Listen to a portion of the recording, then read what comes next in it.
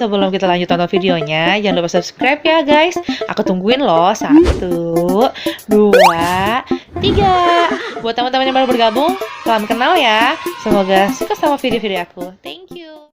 Kulineran di Palembang tuh nggak ada habis-habisnya buat kita bahas. Salah satunya ini nih, otak-otak Ahwa Pasar Buah. By the way, dia ada 2 cabang ya, di Pasar Buah sama di Pujasera. Nah ini I-nya tuh. II-nya juga jual ada jongkong, talas ebi atau gandus. Enak banget tuh, tempatnya bersih lagi rapi. Ini nih yang enak nih. Yang ini cabang yang di Pujasera.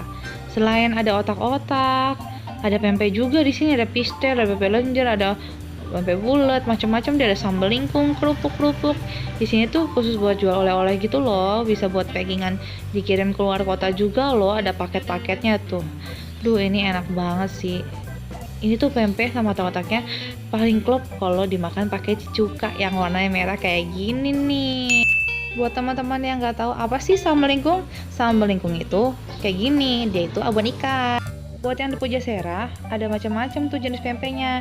Juga ada lempo itu dodol durian khas Palembang, enak deh. Di sini juga ada kerupuk-kerupuk tuh buat oleh-oleh.